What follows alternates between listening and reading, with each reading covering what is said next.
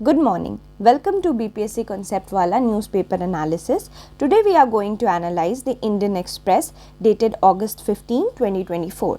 जैसा कि आपको पता ही है 15 अगस्त हमारे लिए एक बहुत ही महत्वपूर्ण दिन है क्योंकि आज हमारा इंडिपेंडेंस डे है और कौन सा नंबर 78 78वां हमारा ये इंडिपेंडेंस डे है। तो आपको बहुत बहुत शुभकामनाएं और हम पर पूरे देश को शुभकामनाएं। एक बहुत ही अच्छा दिन है, तो चलिए शुरू करते हैं। पहले हेडलाइन से स्टार्ट करते हैं। तो जैसा कि आप देख सकते हैं कि कुछ सैड न्यूज़ है। सबसे पहली न्यूज़ ये है कि कैप्टन जो हैं वो उनकी हत्या हो गई है और बहुत सारे सिविलियन भी इंजर्ड हो गए हैं। कहाँ पे? तो डोडा फॉरेस्ट में। ठीक है, ये डोडा कहाँ पे है? तो ये जम्मू कश्मीर में है।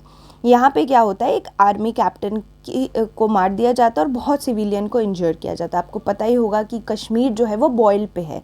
बहुत सारे हमारे जो जवान हैं वो शहीद हो चुके हैं और जम्मू कश्मीर में आए दिन इस तरह के इश्यूज़ होते रहते हैं। दूसरी न्यूज़ आपको ये दिख रही होगी कि women at the reclaim night protest in Kolkata. आपको पता है कोलकाता में एक बहुत ही हीनियस सा क्राइम हुआ है जिसके लिए लोग प्रोटेस्ट कर रहे हैं एंड राइटली सो होना भी चाहिए, बिकॉज इस तरह के केसेस जो हैं वो अगर प्रोटेस्ट नहीं किए जाएंगे तो बढ़ते रहेंगे। एक भय होना चाहिए कल्प्रिट के दिमाग में। दूसरी न्यूज़ आप ये देख सकते हैं, Dhaka to Delhi want to work closely, Hasina statement don't help. तो आपको पता ही होगा कि जो शेख हसीना जी हैं वो फ्लड कर चुकी हैं बांग्लादेश को और इंडिया आ चुके हैं। शेख हसीना जी ने कुछ पब्लिक स्टेटमेंट्स भी निकाले हैं जो कि कंड्यूसिव नहीं है। लोग अभी भी इससे खुश नहीं हैं।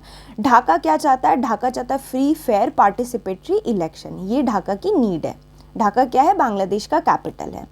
तो ये कुछ ऐसे आपके फ्रंट न्यूज़ थे। अब हम लोग डिटेल एनालिसिस देखते हैं। Let's move on to the detail analysis. Okay, चलिए पहली न्यूज़ जो इम्पोर्टेंट है वो ये है कि POCSO law being misapplied, high court grant bail to a 24-year-old man. तो कोई अगर 24 साल के इंसान को हाई कोर्ट ने बेल दे दी। एक्चुअली देखा क्या जा रहा है, दिल्ली हाई कोर्ट ने भी इसको पॉइंट किया है कि कॉन्स्टेंटली पॉक्सो के केसेस का मिसयूज़ करता है। कौन करता है? तो फैमिली। किसकी फैमिली? तो लड़की की फैमिली, गर्ल की फैमिली। वो क्या करते हैं, अगर कोई फीमेल, कोई लड़की जो यंग एज की है, कोई रोमांटिक रिलेशनशिप रखती है किसी यंग लड़के के साथ, या वो उसको क्या करती है, जो लड़की की family due to social pressure, due to other issues, उसको मिसयूज़ करके, पॉक्सो लॉ को मिसयूज़ करके उस लड़के को, जो उसका फ्रेंड होता है या जो भी होता है, ड्यू टू लव और एनीथिंग, सोशल फियर की वजह से जेल डलवा देते हैं। और इसमें किसका मिसयूज़ होता है? तो पॉक्सो लॉ का। तो इसके लिए अब हमें पॉक्सो लॉ समझने की ज़रूरत है। पॉक्सो एक्ट की बात की जाए तो पॉक्सो का पहले फुल फॉर्म इंपॉर्टेंट है। पॉक्सो का फुल फॉर्म होता है protection of children from sexual offences. ठीक है, ये पॉक्सो का फुल फॉर्म होता है। ये आप जैसे देख सकते हैं, प्रोटेक्शन ऑफ चिल्ड्रेन, बच्चों की प्रोटेक्शन फ्रॉम सेक्शुअल ऑफेंसेस। ठीक है, children from sexual offenses।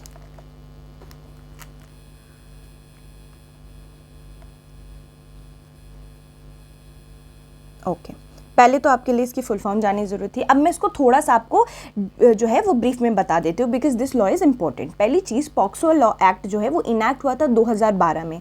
तो कोई भी लॉ जब इनैक्ट होता है तो उसके पीछे कोई रीज़न होता है कि क्यों इनैक्ट हुआ है। तो UN convention on the child right 1992 के कॉन्सिक्वेंस में पॉक्सो एक्ट लाया जाता है। यूएन के इस कन्वेंशन को देखते हुए हम इंडिया में फॉलो करने के लिए यूएन की बेस्ट प्रैक्टिसेस पॉक्सो एक्ट लाते हैं। अब ये डेट इंपॉर्टेंट है कि ये जो लॉ है वो 14 नवंबर 2012 को आया। तो 14 नवंबर का ऐसा क्या सिग्निफिकेंस है कि 14 नवंबर को आया? तो क्या इसका कोई सिग्निफिकेंस है बच्चों से या कुछ है, वो आप मुझे कॉमेंट सेक्शन में बताएंगे। ये काफ़ी ईजी एंड इंटरेस्टिंग क्वेश्चन, तो do answer in the comment section. तो क्या होता है, पॉक्सो एक्ट 14 नवंबर 2012 को आता है। पॉक्सो एक्ट के इम्प्लीकेशंस क्या हैं, यानी कि क्या क्या लेकर आया अपने साथ पॉक्सो एक्ट।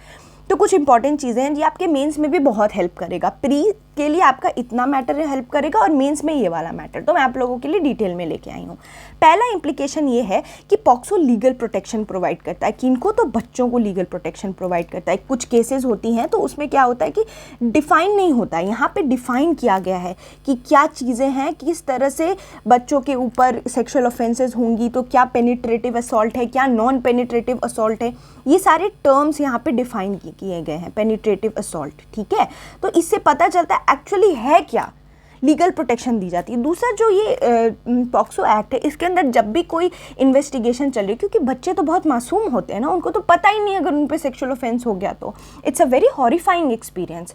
तो इसीलिए चाइल्ड फ्रेंडली मैकेनिज्म लाए गए हैं। जैसे क्या, जैसे कि सेफ इन्वायरमेंट, जब भी ट्रायल हो रहा होता है ना तो बहुत ही चाइल्ड फ्रेंडली इन्वायरमेंट में हो रहा होता है, यहाँ पे कोई एक पुलिस ऑफिसर होता है और वो बहुत ही चाइल्ड फ्रेंडली होता है। तीसरी चीज़ की अवेयरनेस और रिपोर्टिंग होती है। अब इस तरह के लॉज आएंगे तो लोग अवेयर होंगे, लोगों को पता चलेगा कि हाँ चलो ठीक है, इस तरह की जो चीज़ें हैं वो आएगी तो लोग हाइटेंड अवेयरनेस होगा, सोसाइटी अब्यूज़ को समझेगी और तुरंत जाकर रिपोर्ट करेगी। चौथी चीज़ है स्पेशल कोर्ट। यूजुअली आपको पता होगा कोर्ट्स में क्या होता है ना, केसेस की पेंडेंसी हो जाती है, पर पॉक्सो के अंदर एक स्पेशल कोर्ट डेडिकेट किया गया है पॉक्सो की केसेस को, ताकि जो है वो ट्रायल में डिले ना हो, मिनिमाइज हो सके डिले वगैरह। उसके अलावा आती है मॉनिटरिंग।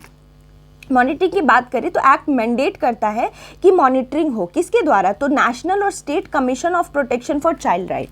कुछ कमीशन है, commission for protection of child right, वो सारे जो हैं वो मॉनिटर करेंगे केसेस को कि बच्चे जो हैं वो किस तरह से, ये सारी कुछ अच्छी बॉडीज़ हैं जिनका काम है, तो वो मॉनिटर करेगी, commission for protection of child right. ठीक है, ये आप कमीशन का नाम याद रखेंगे, protection of child rights.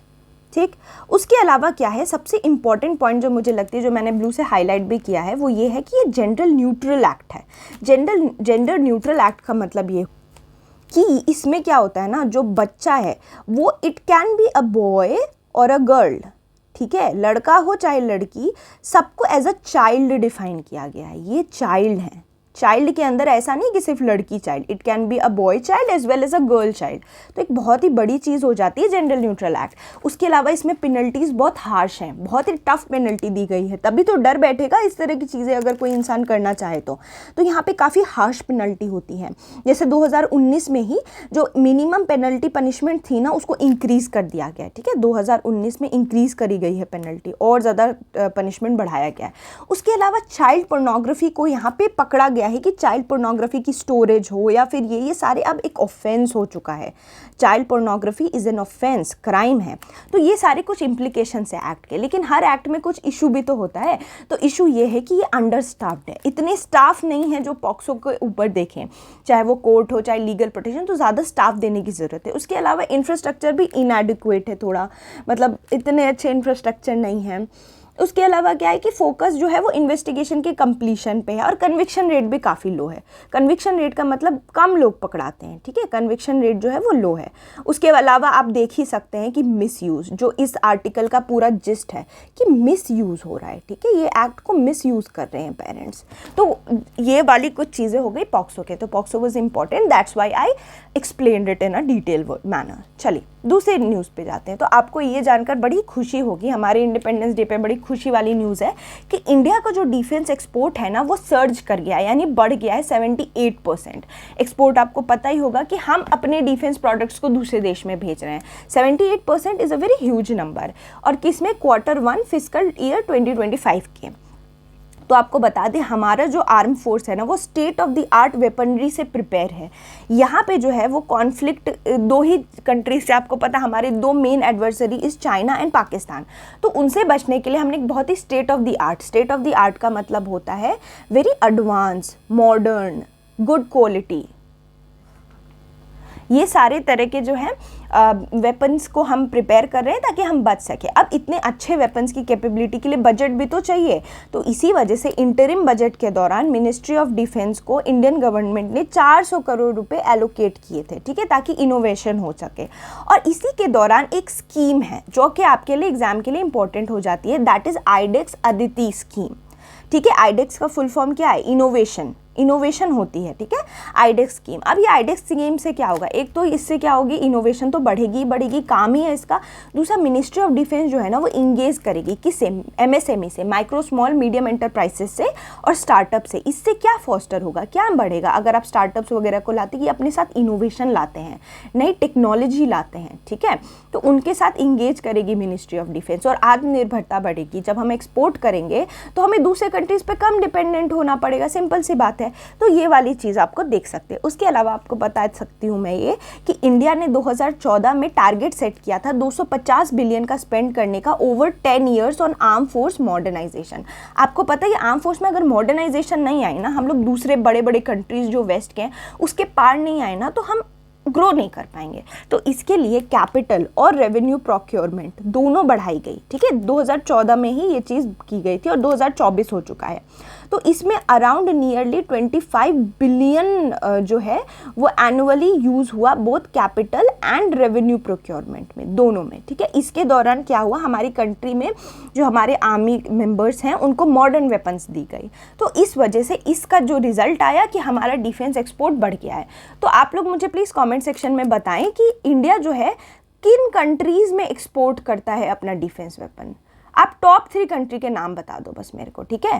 Top 3 countries जिसमें हम अपने डिफेंस प्रोडक्ट्स को एक्सपोर्ट करते हैं, टॉप 3 कंट्री। आप ना इसको कमेंट सेक्शन में मुझे मेंशन करोगे, ठीक है। चलो नेक्स्ट बढ़ते हैं। सुप्रीम कोर्ट ने क्या अलाउ किया कि स्टेट जो हैं अब माइनिंग टैक्स ले सकते हैं। तो आपको मैं ये बता दूं, सुप्रीम कोर्ट ने एक लिमिटेड रेट्रोस्पेक्टिव इफेक्ट किया है। अभी ये जो रेट्रोस्पेक्टिव का मतलब होता है ना, पीछे जाकर, ठीक है।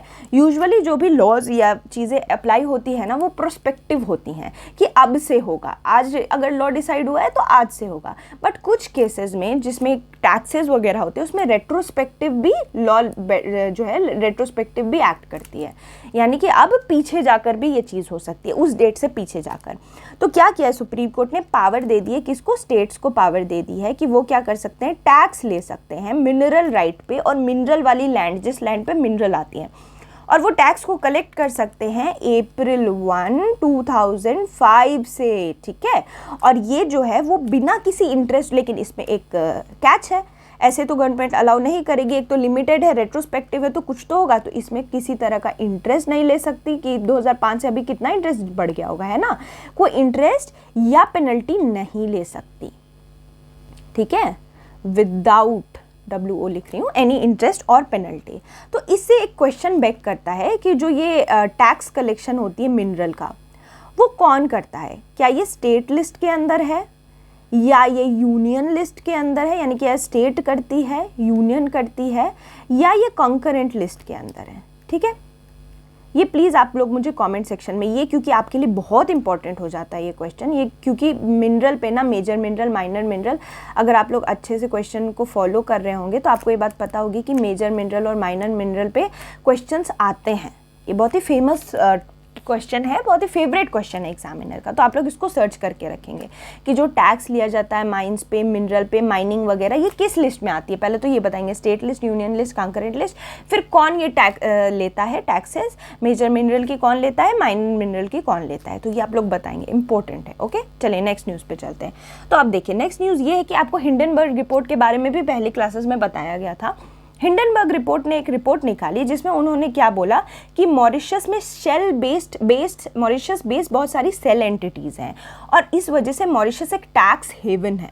अब ये होता क्या है, ये क्या ये नाम है, ये क्यों होता है, ये इंपॉर्टेंट है। तो चलिए देखिए, आपको मैं बताऊं, एक ऑर्गेनाइजेशन होती है OECD, जिसका फुल फॉर्म है organisation for economic cooperative and development, ठीक है, ये नाम है इस ऑर्गेनाइजेशन का। ये बनता है 14 दिसंबर 1960 में और इसको 18 यूरोपियन कंट्रीज बनाती हैं। इसके मेंबर अभी 38 मेंबर्स हैं, ठीक। इसका एम ये था कि पॉलिसीज़ को शेप करना और प्रॉस्पेरिटी फॉस्टर करना। तो ये तो चलो बहुत भारी भरकम शब्द हो गए। रियलिटी में ये क्या करते हैं ना कि वो कंट्रीज जो जहाँ पे ना लोग क्या करते हैं, अपना टैक्स छुपाते हैं। देखो ये जो टैक्स हेवन है या ये जो सेल एंटिटीज़ हैं, इन शब्दों का क्या मतलब हुआ। टैक्स हेवन का मतलब हुआ ऐसी कंट्री जहाँ पे लोग अपना टैक्स छुपाते हैं, मतलब यहाँ अपने देश में टैक्स नहीं देंगे, उस टैक्स को बचाने के लिए किसी और कंट्री में जाके कोई कंपनी खोल लेंगे, ठीक है, और वहाँ पे देखेंगे वहाँ पे कम टैक्स लग रहा है तो वहाँ पे झूठा मोटा एक कंपनी खोल देंगे, अपना सारा प्रॉफिट उधर शिफ्ट कर लेंगे और वहाँ उसको शेल कंपनीज बोलते हैं, ठीक है। वो कोई काम नहीं कर रही होती, जैसे घोंगा होता है ना, खाली होता है, तो शेल कंपनीज भी खाली होती हैं, कुछ नहीं होता है इनमें, सिर्फ टैक्स बचाने के लिए खोली जाती हैं। और वो कंट्रीज जहाँ इनको खोला जाता है that are known as tax haven. तो मॉरिशस को ना बहुत दिनों तक सारी कंट्रीज टैक्स हेवन कहती थी। बड़े बड़े सेलिब्रिटीज़, बड़े बड़े जो बिजनेसमैन है वहाँ जाके टैक्स छिपाते थे।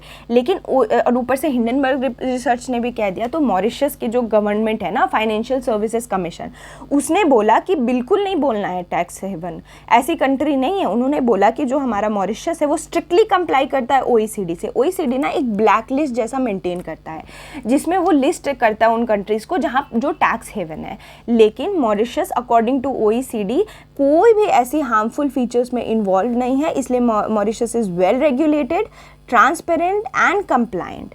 ऐसा मॉरिशस ने कहा है कि OECD ने इसके बारे में कहा है, क्योंकि वो OECD सेटिस्फाइड है। ठीक है, OECD के पीयर रिव्यू में इसको सेटिस्फाई कर दिया गया है। तो अब ये जो मॉरिशस है ये आपके लिए प्लेसेस इन न्यूज़ में भी इंपॉर्टेंट हो जाता है। तो let's move on to the places in news part. तो आप ऐसा देख सकते हैं, यहाँ पे आपको मॉरिशस दिख रहा होगा। ये कौन से ओशन में है? तो इंडियन ओशन में है।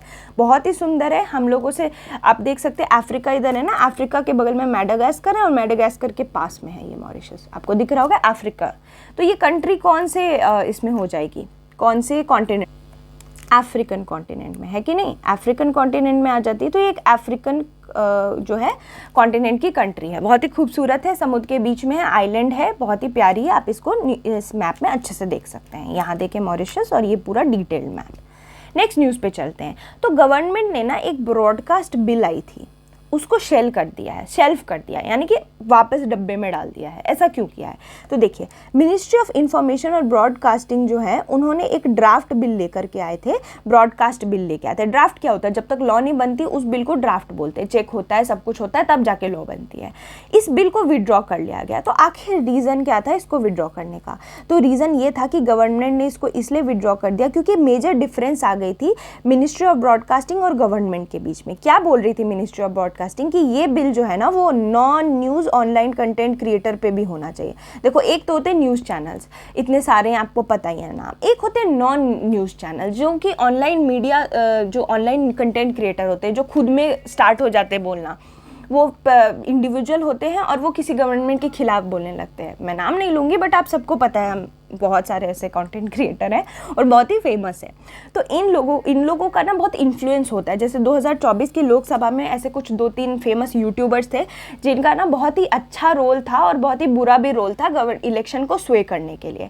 तो ऐसे जो कंटेंट क्रिएटर होते हैं वो तो नॉन न्यूज़ ऑनलाइन क्रिएटर्स होते हैं। तो इस बिल के अंदर इनको भी ना गवर्नमेंट से कुछ परमिशंस लेनी पड़ती। लेकिन अब क्योंकि इसके वजह से जो है वो लोग चुप तो नहीं बैठेंगे, तो बहुत इसमें प्रॉब्लम क्रिएट हुई। गवर्नमेंट और जो मिनिस्ट्री है वो आई टू आई नहीं देख रही थी और इस वजह से इस बिल को अभी रख दिया गया। अब प्रॉब्लम क्या है कि कुछ कंफ्यूजन हो गया। 2023 में भी एक ड्राफ्ट बिल आई थी, उसको भी इन लोगों ने ना उस वर्जन को अभी तक विड्रॉ नहीं किया है, लेकिन 2024 वाला विड्रॉ कर लिया। तो मान लो अगर इस पर कोई रिव्यू देना चाहिए, क्वेश्चंस पूछना चाहे, तो किस पे पूछेगा? 2024 वाले विड्रॉन पे या 2023 के जो अभी भी हैं? तो ये इशू है। अब ये बात है कि 2024 वाला डिफरेंट क्यों था, तो आपको मैंने बता ही दिया। इसमें OTT कंटेंट और डिजिटल न्यूज़ दोनों तक इसको एक्सटेंड करने की बात की जा रही थी। ठीक है, तो ये वाली कुछ प्रॉब्लम्स आ गई थी। तो ये इसी वजह से गवर्नमेंट ने इस बिल को जो है शेल्फ कर दिया, डब्बे में डाल दिया है। नेक्स्ट न्यूज़ हम देखते हैं, आवर फ्रीडम आवर कॉन्स्टिट्यूशन। तो आपको बता दूं, आपको पता है 15 अगस्त 1947 को हमारा देश आज़ाद होता है और कलेक्टिवली हम लोग जो है कॉन्स्टिट्यूशन बनती है। और कॉन्स्टिट्यूशन जो है वो क्या है? कॉन्स्टिट्यूशन बहुत सारे लोगों का एक, आप कह सकते हैं बहुत सारे लोगों की पर्सपेक्टिव है। इसमें अलग अलग सिटीजन ने मिलकर इसको बनाया है। तो इसी के ऊपर ये आर्टिकल है। देखो, होता क्या है ना कि फरवरी 1948 में जो हमारा एक ड्राफ्ट कॉन्स्टिट्यूशन आता है, अभी ड्राफ्ट की बात की मैंने, तो वहाँ एक सोशल एक्टिविस्ट होते हैं जिनका नाम होता है P. कोदंड राव। ये क्या बोलते हैं कि बहुत बड़ा लेंथ है हमारे कॉन्स्टिट्यूशन का। ये बोलते हैं कि इसमें इतनी सारी पेजेस है। वो सजेस्ट करते हैं कि कॉन्स्टिट्यूशन थोड़ा छोटा कर दिया जाए। क्यों? ताकि ये कॉन्स्टिट्यूशन हम नेशनल एंथम की तरह यूज़ करें, नेशनल एंथम हमारा कॉन्स्टिट्यूशन ही हो जाए। और दूसरा ये कि ये जो डॉक्यूमेंट है उसको हम लोग नेशनल फ्लैग के ऊपर भी डाल सकते हैं। अगर छोटा कॉन्स्टिट्यूशन हुआ तो हमारे फ्लैग के ऊपर भी लिखा जा सकता है। तो इन्होंने ये सारी चीज़ें कही थी और इनका ये कहना था कि जब तक ये कॉन्स्टिट्यूशन छोटा नहीं होगा ना, वो लोगों की इमेजिनेशन को ग्रास्प नहीं कर पाएगा। 300 क्लॉजेज, इनका कहना ये था कि अगर 300 क्लॉज वाला कॉन्स्टिट्यूशन अगर हम लेकर आते तो किसी को याद नहीं होगा। तो इस आर्टिकल के अकॉर्डिंग 395 आर्टिकल में 10 शेड्यूल थे। ठीक है, और वो स्टार्टिंग में जब बना था हमारा 1950 में कॉन्स्टिट्यूशन, तो 395 25 आर्टिकल थे, 10 शेड्यूल थे, उसके बाद से तो ये बढ़ा ही जा रहा है। तो ये पूरा आर्टिकल इसी के बारे में बात करता है कि किस तरह से बहुत सारी चीज़ें हैं, बहुत सारा कॉन्स्टिट्यूशन जो पार्ट्स हैं उनको छोटा कर दिया जाए तो लोगों की इमेजिनेशन कंसाइज हो जाएगी। इसके ऊपर ये पूरा आर्टिकल है। ओके, नेक्स्ट मूव ऑन करते हैं। तो जो फूमियो किशिदा जी हैं वो कौन है? तो वो जापान के पीएम है। जापान के पीएम है। इन्होंने क्या बोला कि अगले महीने छोड़ देंगे, स्टेप डाउन कर जाएंगे अपने पोस्ट से। क्यों? क्योंकि इनको पता चला इनका जो पॉलिटिकल करियर है ना इसमें बहुत स्कैंडल्स हुए हैं। और आपको पता है Japan is a very ethical country, बहुत ही मोरली जो है वो रिच है ये कंट्री। यहाँ पे कुछ भी होता है वहाँ के पीएम्स अकाउंटेबल होते हैं। तो यहाँ पे क्या होता है कि एक स्कैंडल होता है कि इसमें क्या होता है, किशिदा जी की रेटिंग गिर जाती है। इनकी पार्टी का नाम है लिबरल डेमोक्रेटिक पार्टी।